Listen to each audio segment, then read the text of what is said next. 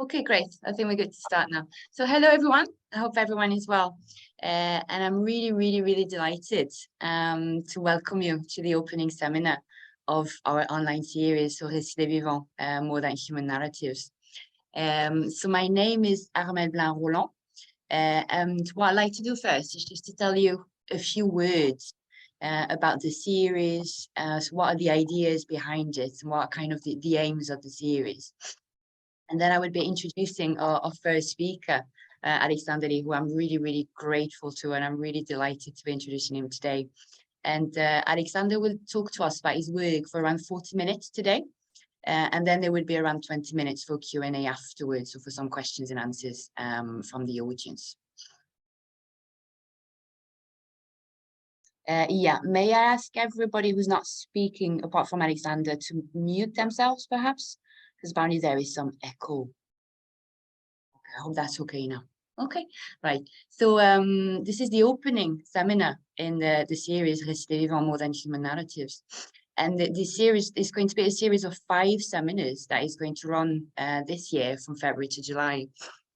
And in the series, we're going to have 5 artists and activists who are going to be talking about the ways in which their work engages with environmental and or animal questions, and ways in which their work contests anthropocentrism, contests injustice as well, and is deployed with a view towards fostering ecological awareness and meaningful sustainability. And so the series will draw on a really broad range of media and art forms, namely painting, drawing, sculpture, graphic narrative, film and writing, as well as performance.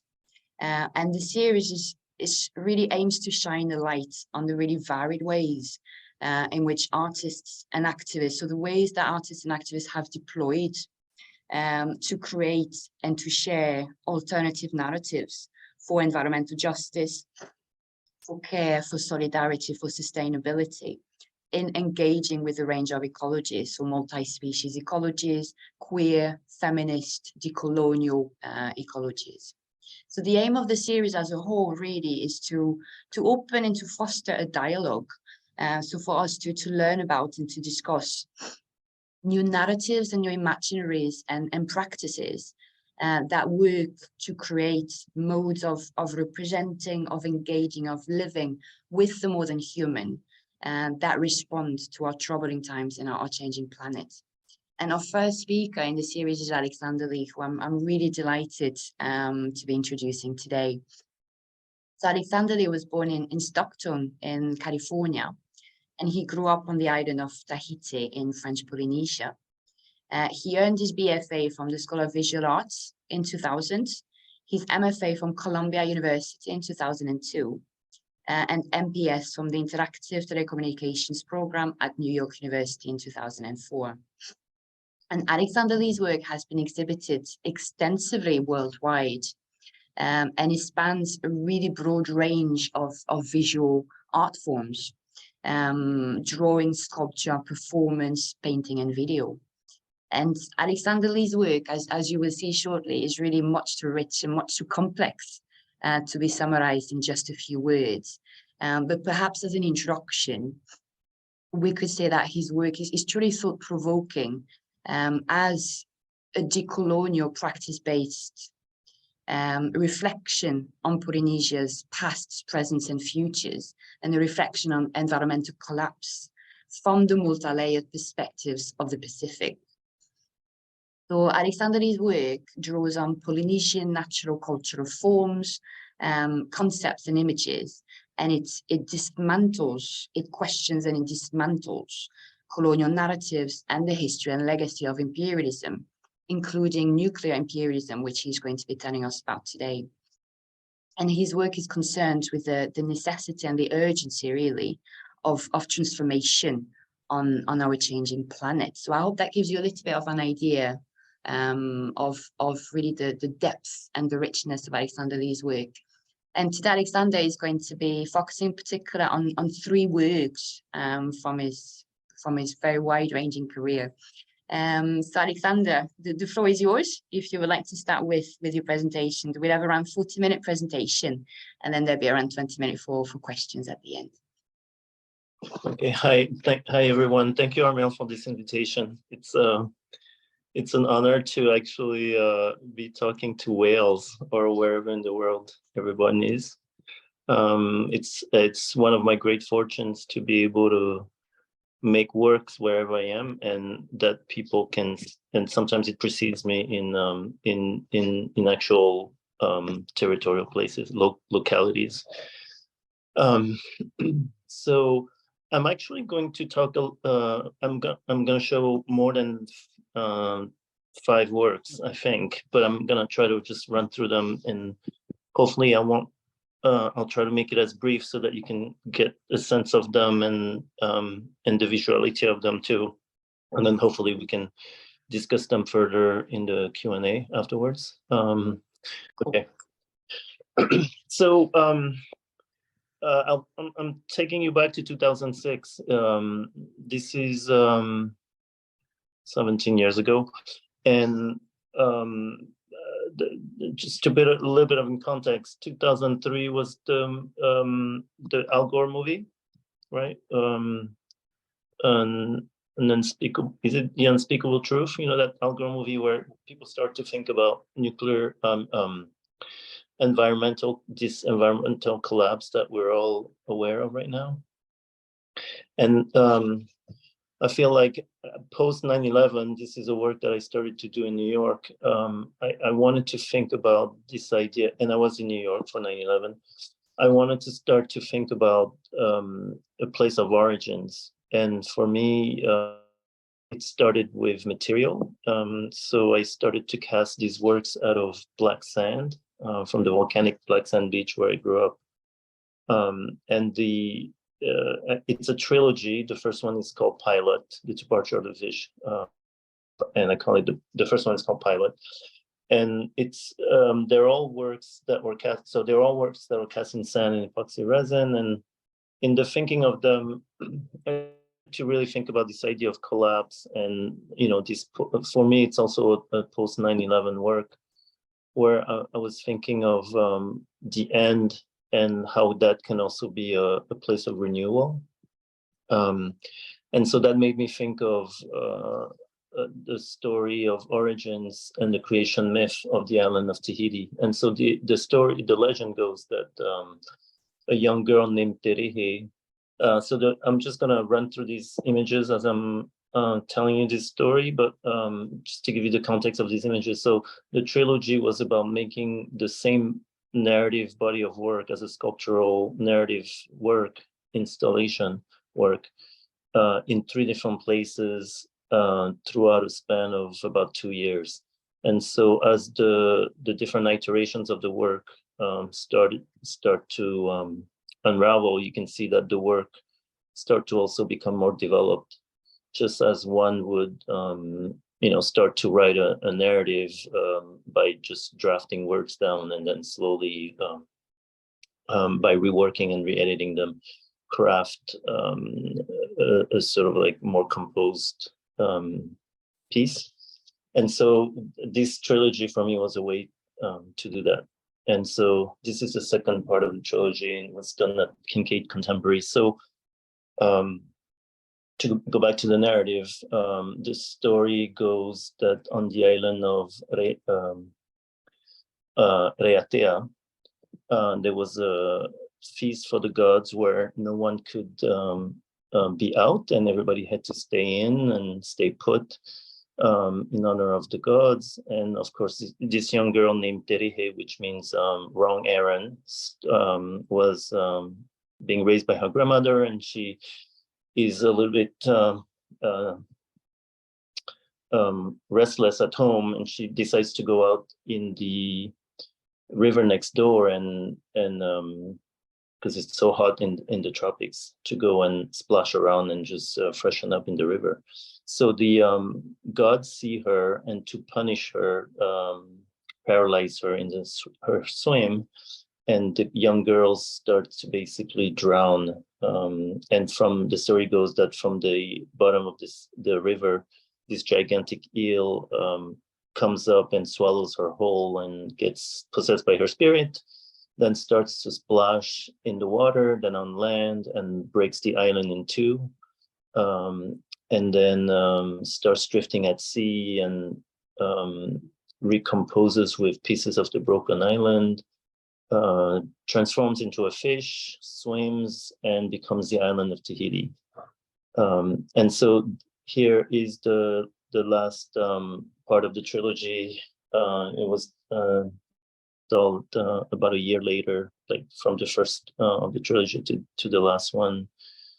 And you can see how the sculptures are hopefully much more vernacular and developed in their rendering and making.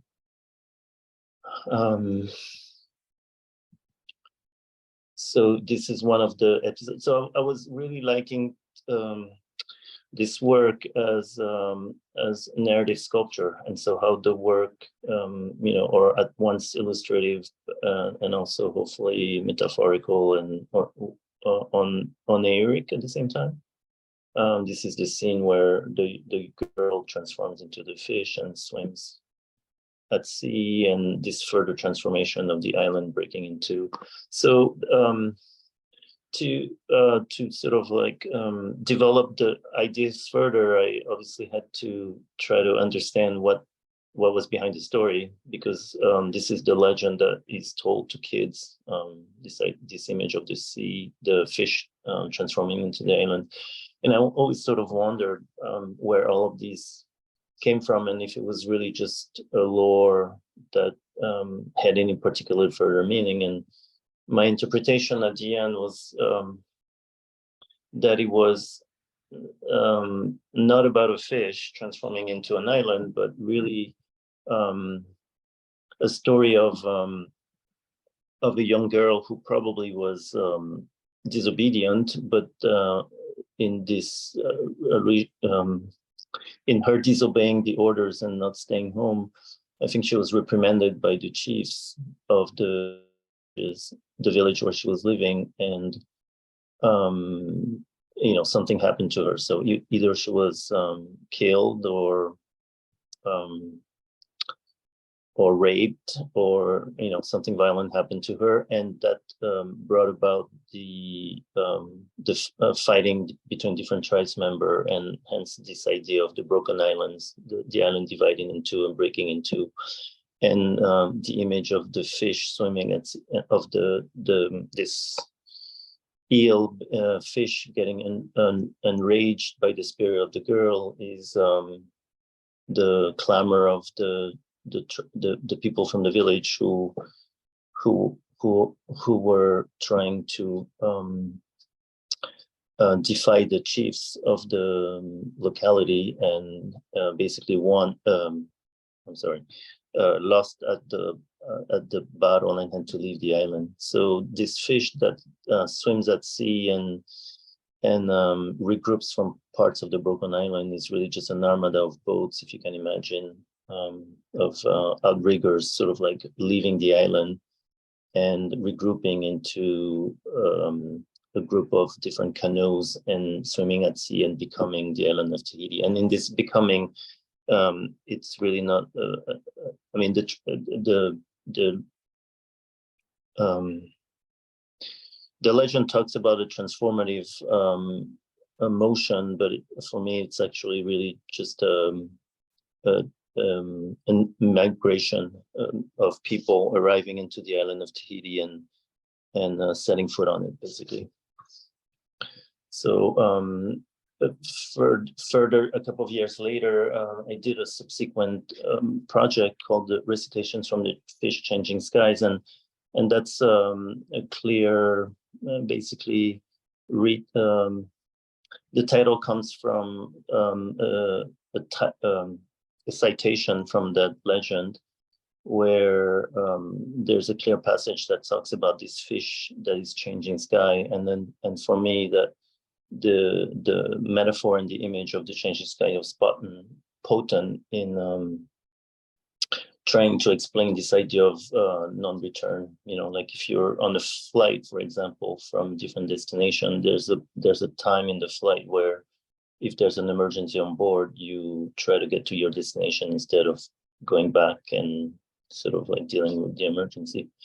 And so that work was about that, and trying to think of this moment of no return for these people who were fleeing their ancestral island and going to the next one and arriving upon Tahiti. And in this, so in this subsequent project, what was interesting for me is after setting up the whole narrative of the departure of the fish of the legend as a narrative device, I wanted to do another installation and project that was looking at a more sort of concise episode of the entire story, as opposed to telling the whole story as one installation. And so you can think about this as that moment of those plates breaking up and this volcanic island sort of like sprucing up from the ocean and becoming an island. So here's a study of the installation before it was made. And these are subsequent study drawings made out with ink on napkin papers.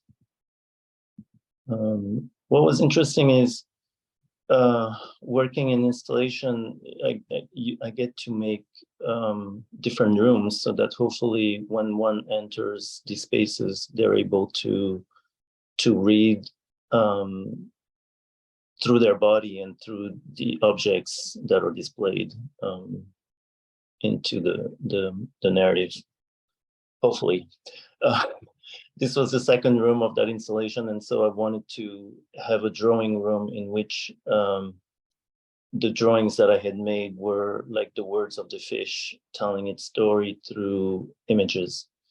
And so I wanted to show these to you because some of these images that you see in from 2006 and 2008 become recurrent and also the base of subsequent works. And so hopefully you can follow that.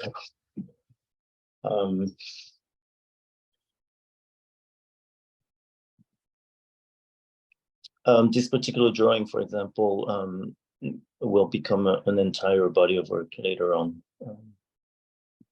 And so coming back, well, actually, since we're talking about Pere and this nuclear explosion, let me try to get back to this image. So what was interesting in this particular image and what this installation did for me was to really make visual this idea of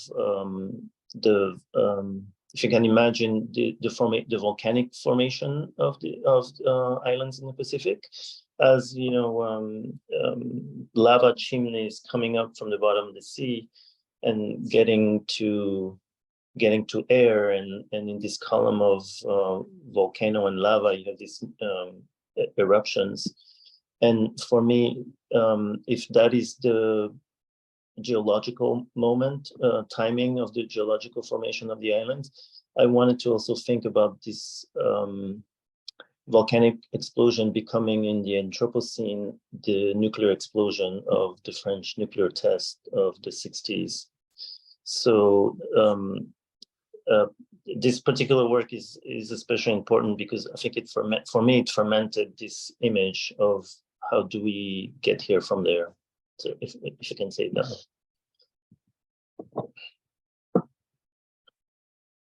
All right, so I'm getting to the bottom. So I'm doing a little bit of time forward motion here.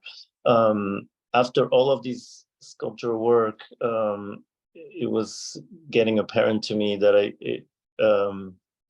making all of these sculptures with resin, black sand, volcanic sand, and carrying all these sculptures around wasn't so sustainable because it was just sort of like, not really good for my health. And it was also making a lot of, just making objects and heavy objects was also not so interested after a while for me, and I didn't want to continue sort of like my body of work just going forward with that kind of vernacular. And so I started to think about a way to keep working, but also make my practice more malleable and basically not having to pay rent on a studio in New York and try to work more wherever I would be and spending more time back home in Tahiti. So this particular body of work, The Botanist, was about trying to look at a different narrative in the history of Polynesia.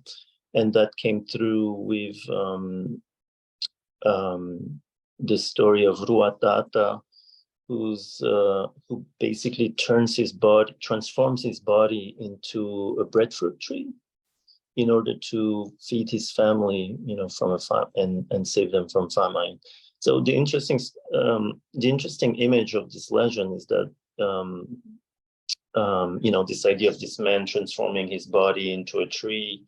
His body becomes the trunk of the tree. His arms, its branches, its hands, the leaves, and his head becomes the fruit that his kids can eat. And that again was a legend that we are taught in early school, and there are different chants and singings that go with it. They're sort of happy, but thinking about it again, in my 30s, I started to think about its sort of evangelical connotation and the image of Christianity and eating the body of Christ, for one, but also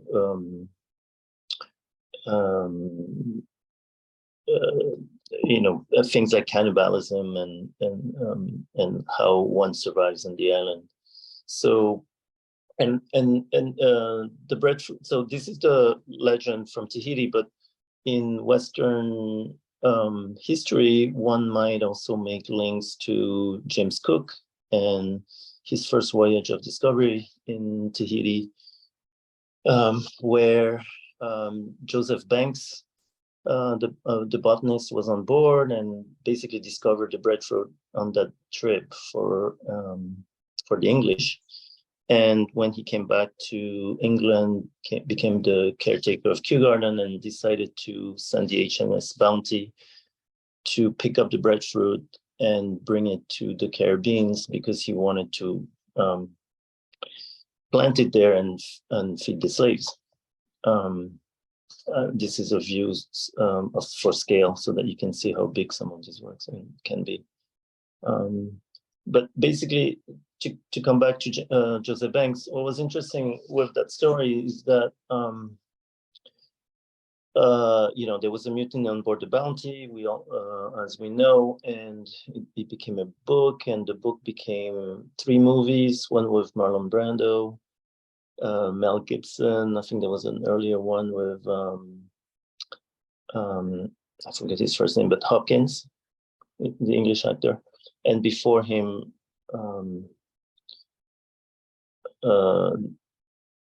Errol Flynn. So Errol Flynn, Anthony Hopkins, Marlon Brando, and Mel Gibson.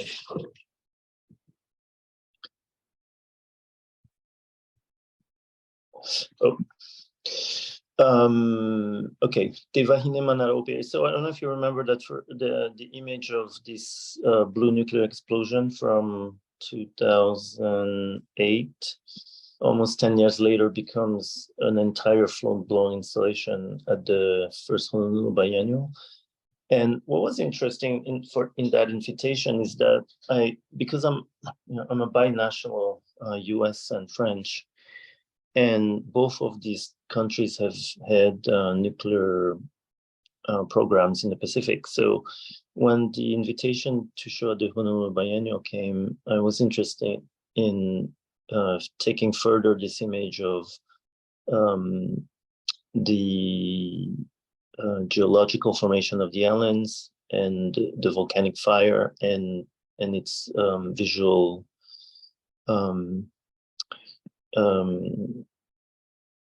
amalgamation with nuclear fire.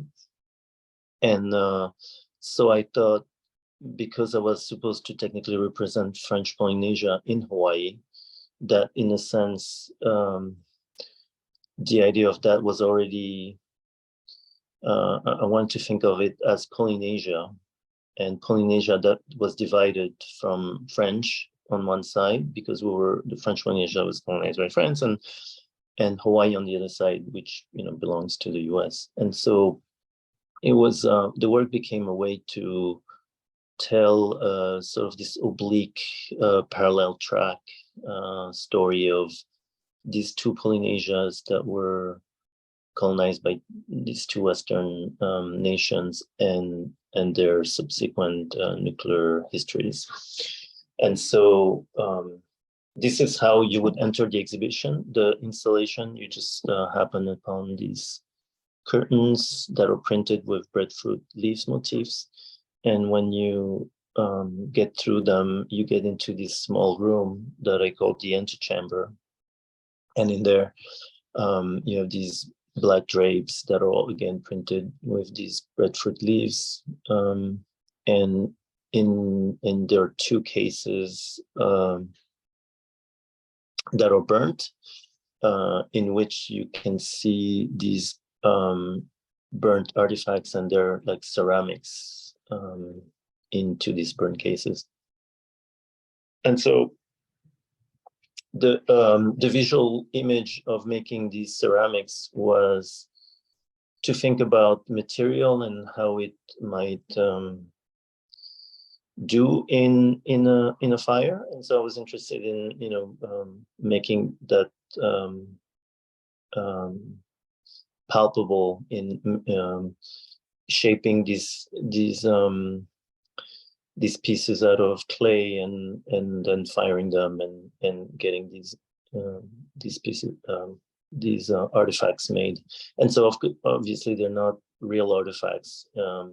I wanted to also play with this idea of exoticization and how does one happen upon a different culture and look at its relics or remnants. And that's what these were, standing simulacras for, I guess. So just to give you another sense of the visual pun, of course, was to also reference. So basically, what happened was during evangelization of the islands, people gave up their icons, idols, burned them, or cut them up, and sort of like gave them back to the priest as a gauge for their newly found Christianity. And we don't have, so because of that, we don't have any more of these artifacts except for the ones that are being kept at the Vatican Museum. And so we now have, if you go to the Vatican, and we now have these artifacts from pre-evangelization and early colonial eras where you can see them, wooden idols that are cut, burnt, and what's ironical about that is that they're also in these really pristine vitrines at the Vatican Museum. And so for me, this was also a pun on that, to sort of like circumvent this idea of museum display and how does that get burned into like something else.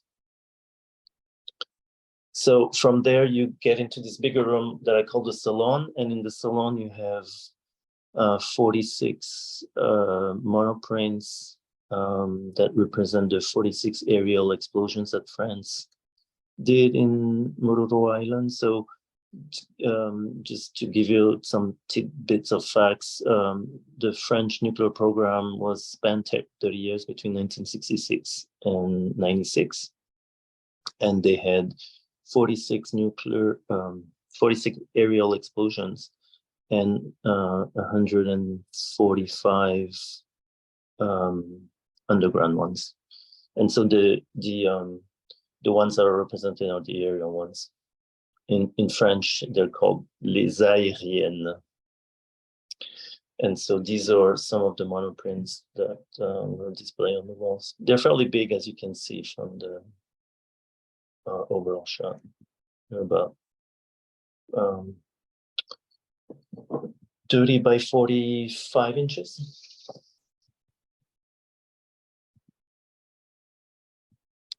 The gradation of the color followed the French flag, blue, white, and red, which stand for liberté, égalité, et fraternité.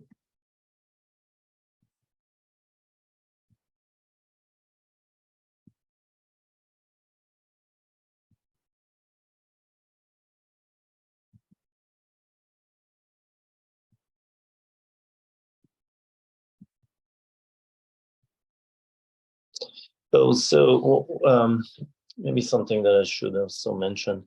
Sometimes I forget things like that, so I'm sorry if I'm sometimes lapsing, but the way they were made as monotypes was actually a technique that Gauguin had sort of invented while he was on the island. And because he didn't have a press, what he would do is he would just roll the ink on a table, like on a piece of wood, and then he would lay the paper down and he would draw to the back of it. And his drawing to the back of that would imprint, obviously, the back of the print. But then once he lifted the paper, he would get this reverse image of how the paper was pressed against the wood plate. And so, when I read about this this invention of this way of making prints that he used, I thought it would be the adequate technique to make these works. Because in the practice, I'm also trying to think about how do I represent something, but then the technique and the material, obviously, that I'm using is also trying to say something about the history of the islands and its colonial past, if I can say it that way. So some of them are really just like one lift-off monoprints, and then you could probably tell some of them are multi-layered. So if I wasn't happy with one lift, one pull, as we say, I would let the print dry, and I'll sort of like do it again on a subsequent pass, and the images would get layered. The installation was also the site of 3 performances. So because I was really interested in this idea of ritual and how do we activate something. Obviously, a lot of these artifacts that I talked about at the Vatican Museum are naked, and we lost the rituals that go with them, and also some of the dressings. And so for this installation, what I wanted to do is, since I was in Hawaii, also invite performers from there to activate it and through their practice. And it was a way for me to also quote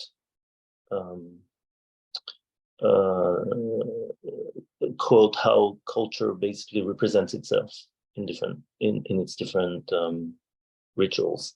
And so this is an image of Kumu Marquez Maizan, who was another artist in the biennial, and I had asked him, a Kumu is a master of knowledge. So in contemporary time, if you're a PhD or a doctor of sort, you're a Kumu.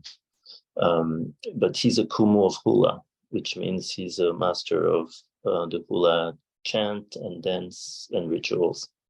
And for the opening of the installation, I wanted him to do, I had heard of this story of how Pere, the goddess of fire, so Pele in Hawaiian, Pere with an R in Tahitian and Marquesian. So I had heard how Pere, the goddess of fire, had migrated from Tahiti to the Hawaiian Islands at the bottom of the sea, transforming into a red crab. And so I really like this image of, thinking of this little crab crawling down the bottom of the sea and sort of like coming up at the islands of Hawaii and turning into lava again and forming into these islands. And there are different legends that talk about how Pere went back and forth between Hawaii and Tahiti. When I say Tahiti, I mean French Polynesia overall, and more specifically, one might actually refer to Pere's relationship not to Tahiti, the island itself, but to the archipelago of the Marquesas, which is one of the migratory places from Hawaii, of Hawaiians. So like the early Hawaiians came from the Marquesas Islands. And so I asked Marcus how we could, through a performance, a hula, chant and make Pere present in the installation. And so he did a hula of on Pele, but he also mentioned that he had a chant that actually talked about invoking the spirits of Tahiti to fly over to Hawaii.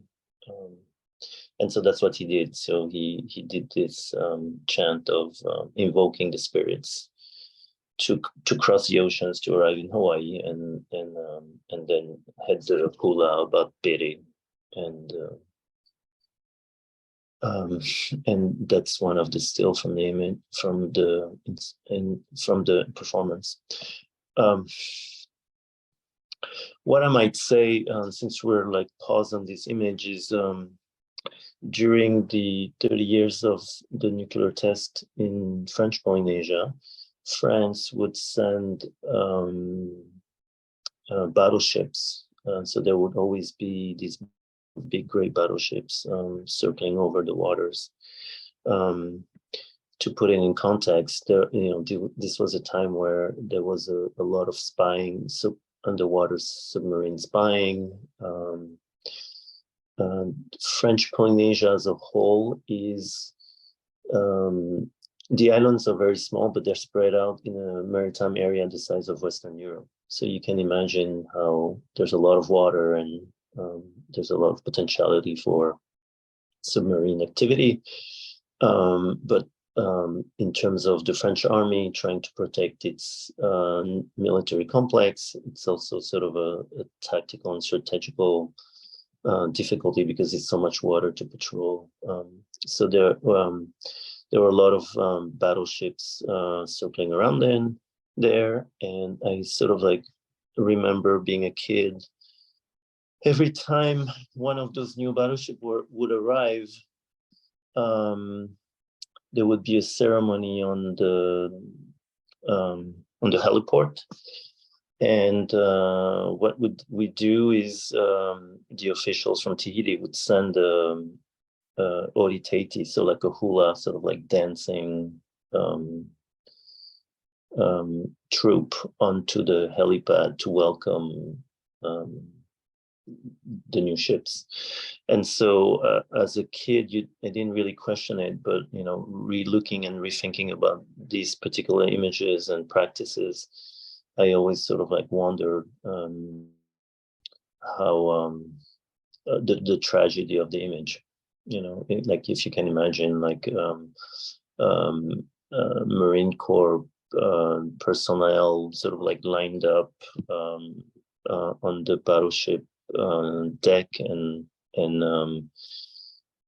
indigenous Tahitian people sort of like dancing hula and crowning them with flower leis to welcome them. So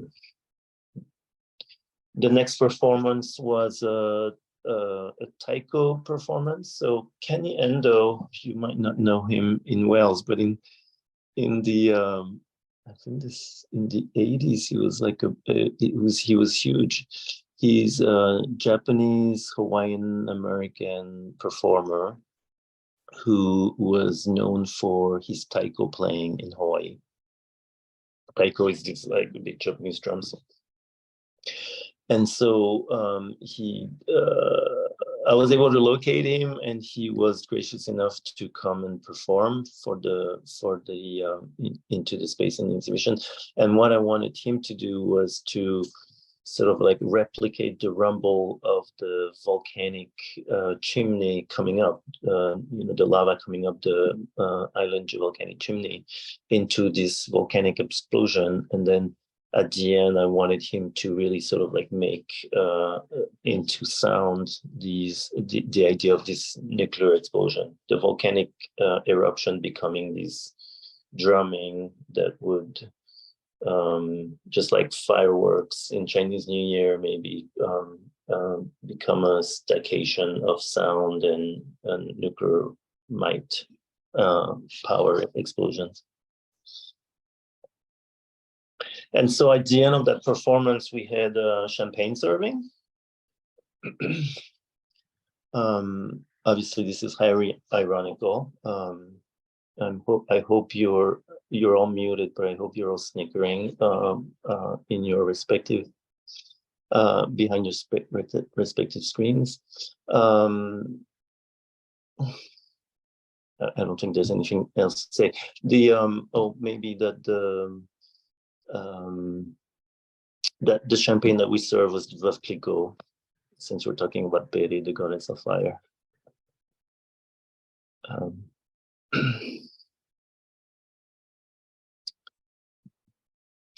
All right, so the next work, so 2017 was a really big year for a lot of, I don't know, I guess it works in strange ways where I was invited to do 4 or 5 projects at the same time. So the other big project I did in 2017 was it's called The Sentinels, and this was at the Museum of Contemporary Art in Antwerp. And the invitation came from curator Anders Kruger, and he was doing an exhibition where he was pairing artists and art with future studies. And so funny enough, the Institute of Future Studies at the University of Hawaii director is and main theoretician is a man called James Dater. And James Dater posited that in order to study the future, maybe one needs to look at 4 different narratives. The first one being continued growth, which is what we all strive for, I think, I hope, I don't know. The second narrative would be collapse, and collapse could also be a new beginning. The third narrative would be transformation, and the fourth, discipline. And for James Dater, discipline is not necessarily a dictatorial regime, but it could be self-discipline because of, say, less resources and how one might start to basically eat less and consume less, for example. And so the premise of the show was to pair artists and into these 4 narratives. And I was fortunate enough that he asked me to create an artwork that would take over the entire exhibition floor wall space. Excuse me, we're talking about 4,500 square meters of wall space. The Museum of Contemporary Art in Antwerp is a fairly huge cavernous space. And so I decided to use Polynesian motifs, since James Dater had written his thesis and theories at the University of Hawaii and talks a lot about how the environment of Hawaii influences thinking. I thought it would be adequate to use my own signs and symbols of my Polynesia to make a matrix for the exhibition and the other artists' works, which would come in and be hung on top of the murals that I had created. So this is just an image for scale, and this is one of the views of the work in progress, and that's the work finished. That's about 4.5 meters high by 15 meters wide. So that's a nuclear cloud. And these are all, so what I do is I take a breadfruit leaf, a real one, and pour silicone on top to make a mold. And then I use that mold to print. And so if you could see on that wall, every single leaf is actually, printed each time. So I take the leaf, I roll paint on it, and then I press it against the wall. And obviously where you see that the prints gets darker, that means I've printed more. And so you can hopefully infer the amount of work that it took to imprint these walls. It took me about 3 months to do the 4,500 square meters. That's a view of the exhibition once installed with the other artists' works.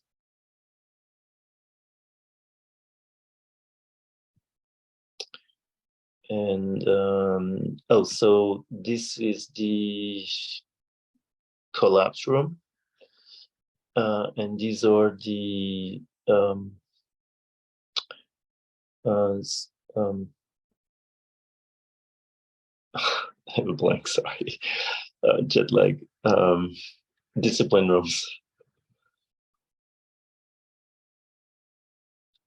So I was interested in how, with one leaf, you could create an entire universe, obviously with pattern, and also, this idea of making a grid out of them, and thinking about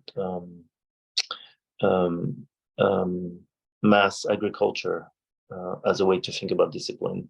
So the leaf in some of the rooms, the leaves are not lined up, and here they are, because for me it's really the thinking of making rows and fields of these things.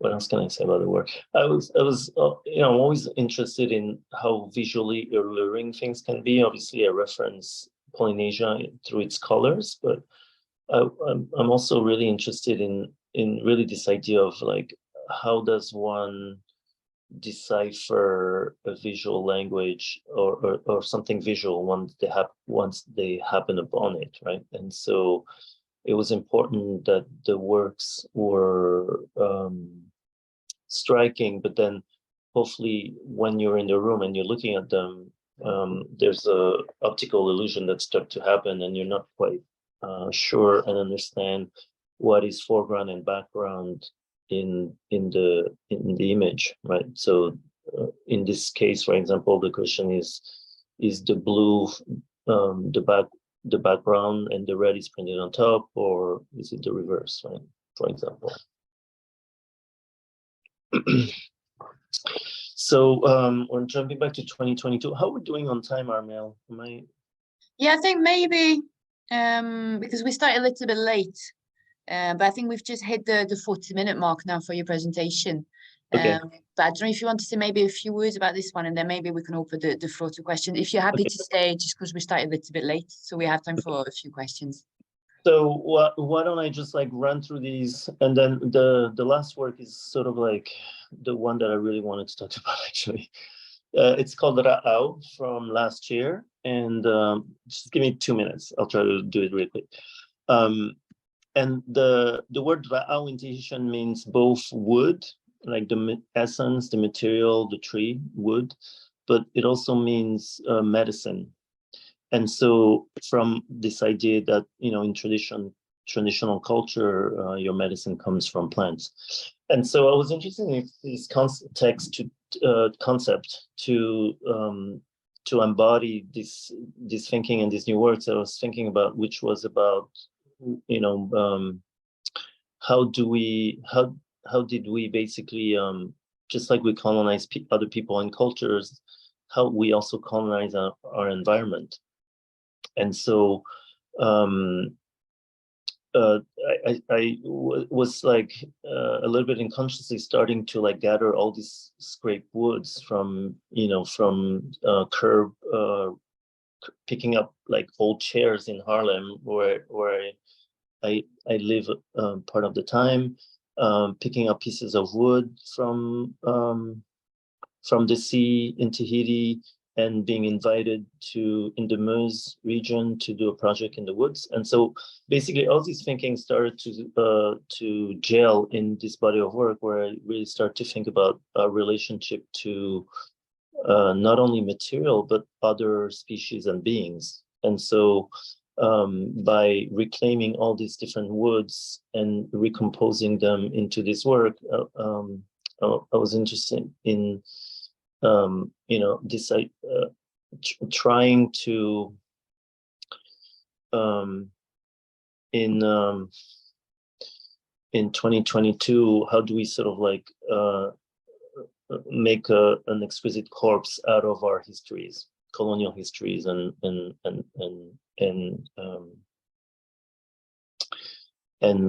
hopefully others. And so I don't know how else to talk about it real quick, but I guess I'll just show you pictures. And so some of it were obviously also thinking about, you know, when I was telling you about these idols that were cut up and burned and sent to the Vatican Museum, I was, you know, wanting to try to see how we could make them alive again, and giving them a new life in this postmodern, anthropocenic, post-colonial world where we live in.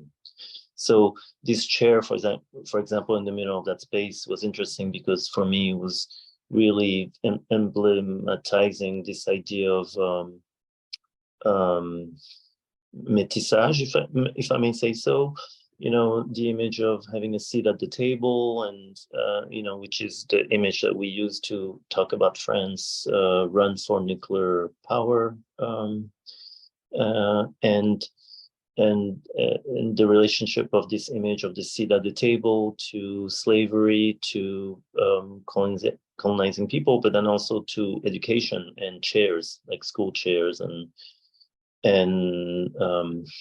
20,000 kilometers away from France, how one could basically was learning Stendhal or Baudelaire at school without any clue of how it fit into our locality and culture. And so, you know, this image of a chair basically being raped, or sort of you know, it protruded or introduced or penetrated by this totem seemed potent as an image. And so just to finish off quickly, those fabrics were also interesting because you know, what I did is I will use these reclaimed woods and then print them on these recycled fabrics that I found,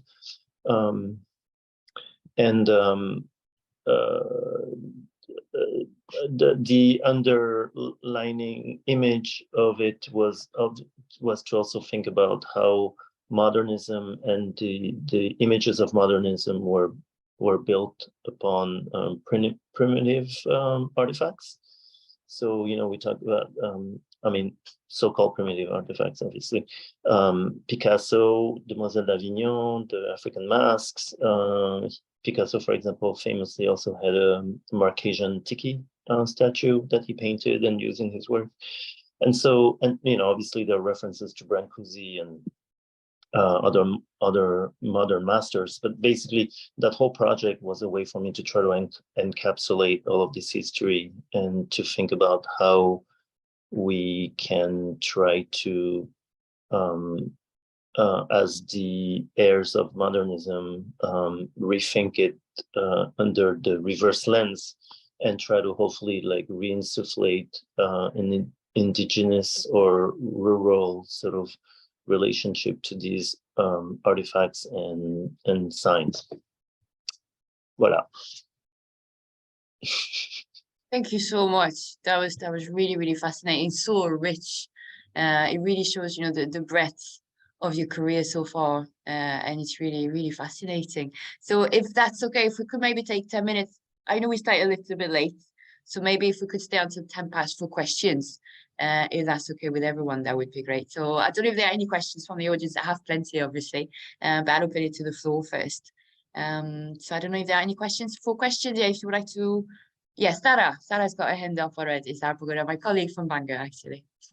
Well, thank you so much for this presentation. Yeah, I have no words to qualify this work. It's amazing. I've got a very simple question, actually, maybe very stupid as well, and I hope you know, no one will misunderstand it. But because you are really trying to find a new language that, you know, can speak to people like us from Western societies, you know, who were socialized in this modern tradition, you know, that you kind of review, but that also speaks from the, to and from the indigenous history and people as well. And I was just wondering, do you get feedback kind of from both audiences? And of course, you know, they are of course not separated, etc., etc. But I was just wondering, you know, how your language is understood with your audiences. Well, so one thing I have to actually say, though, is that I'm not, I can't speak from indigeneity because I'm not native Tahitian. I'm Hakka Chinese, and so that's also one of the subtexts that I failed to mention, is that what was interesting for me, being from Tahiti, and we didn't get to sort of like dwell on the premises of me being born in the US and how that all got sort of like feedback refed into the mix. But the history of the Chinese in Tahiti was that the first coolies were imported to work in the cotton plantations because slavery had been banished. So the next best thing was to obviously get the Chinese people to work there, and that's how the first Chinese immigrants arrived. And then after that first coolie sort of wave, subsequent waves of Chinese people started to go there. And so growing up there, I was Chinese, but I kept looking at basically the French on one side and the Tahitian on the other. And then we have this caste or social sort of like group of people that we call the demi, which are the halves. They're the métis, you know, the half French and half Tahitian, who basically became the sort of bourgeois colonial society in the islands. And then you had this Chinese population that was small, and then that started to meld into the population and integrate. But what is not really talked about either is that, for example, those first coolies that arrived, once the cotton plantation closed, some of them went back to China, but then a lot of them actually just took a boat out and went out to the different archipelagos and just basically, had families there and got integrated into the population. And so you can go to the Marquesas, for example, and you can see very beautiful Marquesian people who are very, for example, dark skinned, but have like slanted eyes, and their last names are Alo, or Chinese, from their Chinese great grandparents, for example. But they don't associate themselves as being of Chinese descent. They really sort of think that they are Polynesian or Marquesians or Tahitian. And so I think from the viewpoint of French Polynesia, this idea of indigeneity is also complex. And my own role or status within all of this range of complexities of people and histories is also is also complicated. To answer your question, I think one of the things we're studying in New York and then starting my body of work in New York was at some. It was interesting to be an expatriate in New York, but then at some point I realized people didn't get my work and didn't have an entryway into it because like you said, they didn't grow up in it and they didn't have some of the keys, and also some of the critics, for example, would not want to touch it because they wouldn't know where to start, right?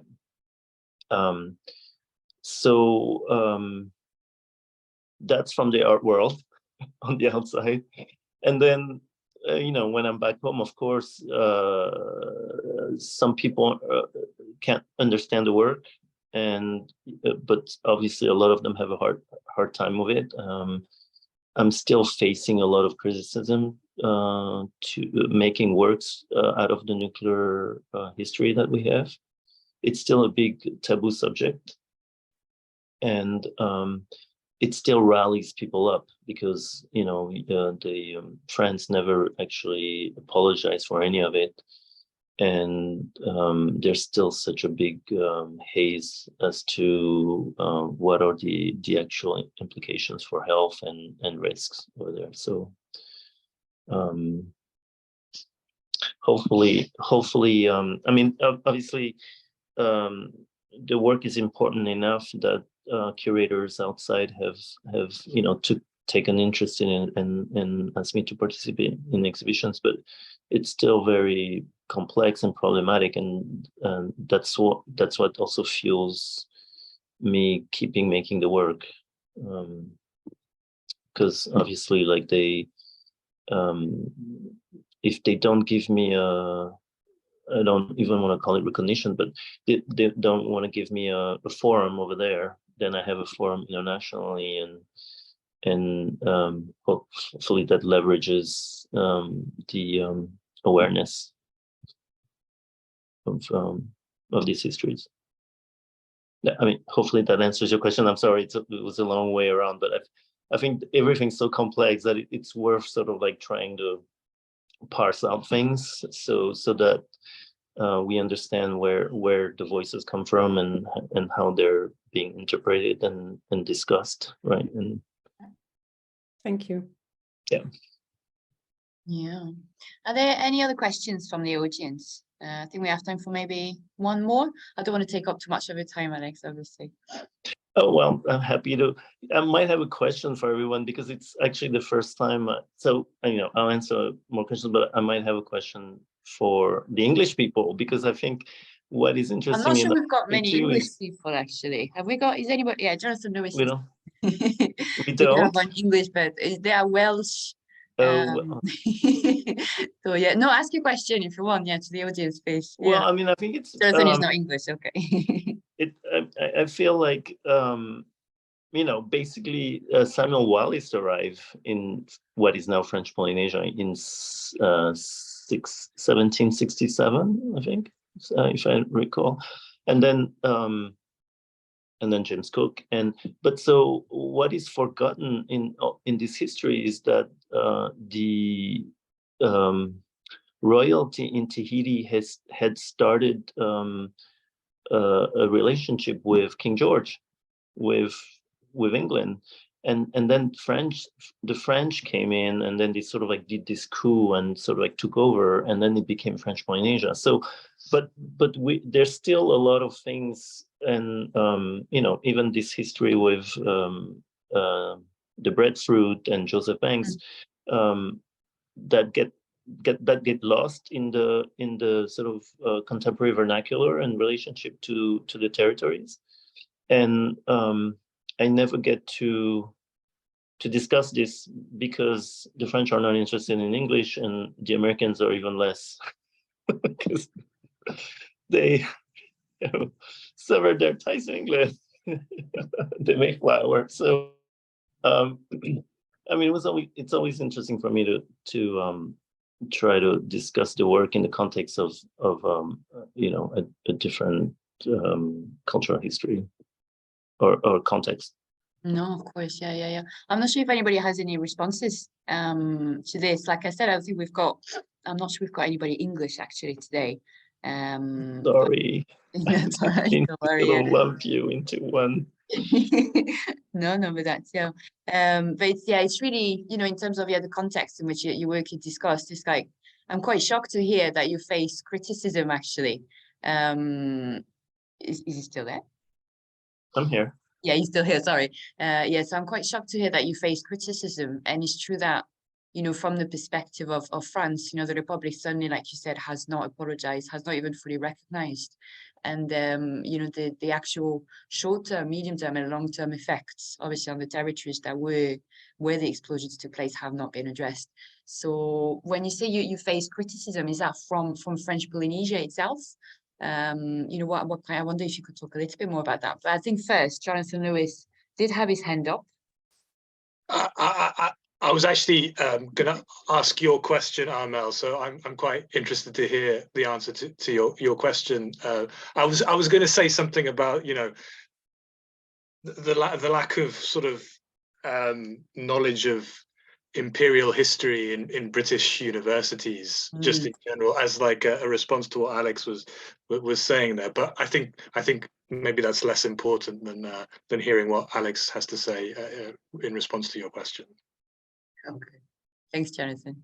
Oh, can you repeat the question then, Armel? Yeah, it was just about, I wonder if you could tell us a bit more about what you said, that you face criticism in terms of the way that you approach, in particular, you know, the nuclear history, so the colonial imperialism of France. I was wondering where that criticism came from. Is it from within French Polynesia itself? So yeah. Well, so, you know, other artists and cultural practitioners, collectors, for example, who don't understand the work and feel like it's because it's not you know, in the tradition of Gauguin imagery, for example, you know, is not art. So even just like the knowledge of, you know, and this and the idea of like what makes an image, what makes an artwork, what do signs mean,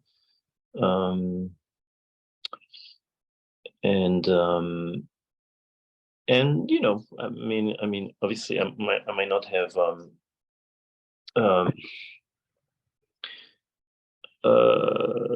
anything to back it off, but I mean, if you know, grants or you know, financial backing from cultural institutions sometimes are lacking because you know, they don't see the point of promoting that kind of work, quote unquote.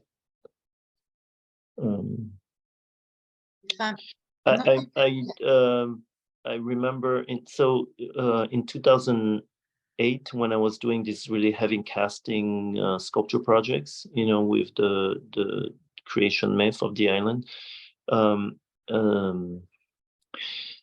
The airline Air Tahiti Nui was actually flying nonstop from Papeete to New York City to JFK, and the show was in New York, and I had gone home to make all these casts, and I had to basically fly the 13 hours back with all the molds so that I can cast them for the exhibition. But I was trying to get you know, a little bit of help from the Ministry of Culture or maybe the airline to get help from, you know, transporting all of those material. And I remember at the time talking to one of the special counsels to the government, and he told me clearly, under this administration, this was in 2008, and so this was still the Floss administration, he said, well, you know, if with this body of work and under the theme, I mean, if you're talking about the nuclear history of Tahiti and France, like, you're not gonna get anywhere because this administration, you know, would not stand behind it. So, you know, even government officials. Yeah, no, I think that's why your work is so important as well. Just, I mean, that's why it's so thought-provoking. Obviously, you had, you didn't have as much time to talk about the, the latest artwork, where you were talking about, the way that you use the chair as a way of, thinking about, this kind of questions as well, like education, colonialism as well, propaganda in a sense. So, those that very complex perspective, very multi-layered perspective from Polynesia. So I don't want to take advantage because we really well, I think one thing I forgot to mention, and I think because I try to skim through it, but the sort of like important message maybe that this work might have is I feel like at this moment where we're really thinking about our environment and how seems like we can't stop the train and we know it's going against the wall. But this what the work was really trying to do is try to like recompose an image of wood through through all of these works, literally recomposing them out of pieces of different wood parts, but also thinking about the tree as an ancestor and Yes. not just as material. And so, if we start to think about the tree as our ancestor, then this piece of chair or this piece of table where we are is no longer just material and something we use, but there are limbs of our own, right? Of our own people, ancestry, or maybe not species, but at least they're part of us. And so to start to think about the chair as our grandma or our grandfather, it was really important to start to think about these objects as I guess totems for what these concepts stand for, right? And how do we try to reclaim this idea of wholeness in our vision of the world, so that we're not just technocrats, who just like put things in different boxes neatly, but then to like, start to think about taking the grid out and really looking at even territory as a whole. Like, so for example, in Polynesia, we always think about territory as, from the tip of the mountain, as far as you can, from the tip of the mountain, because it's the highest point on the island, to the outside of the sea as far as you can see. So, if you look at the mountain as the central part of the island, this chimney, then your territory is really just, from here is the flank from the top of the mountain all the way at sea. And that's the entire ecosystem in its entirety. And so these works hopefully was trying to make that statement of, trying to reclaim all of these pieces of the broken parts. No, yeah, it's fascinating. It's 20 past now, so I think, we've taken up enough of your time. So I want to thank you so much. Really. I'm really, really grateful for, the generosity that you've shown, the time that you've taken to talk to us about, your work, which is, again, so thought-provoking. It's been such a source of inspiration for me, and I'm sure for everyone now that, if they weren't familiar with it before. So thank you so much to Alex, and thank you so much to everyone who has attended as well. And I hope you might join us for the next seminar in the series, which, will be advertised in due course, and will feature Fatima Wasak, who is an activist and an author, and also a key voice, of contemporary environmental issues. But Alex, thank you so much. Thank you, everyone. Thank you really so much. And, I hope we keep in touch as well to keep discussing all of those complex ideas. Thank you, everyone. Bye.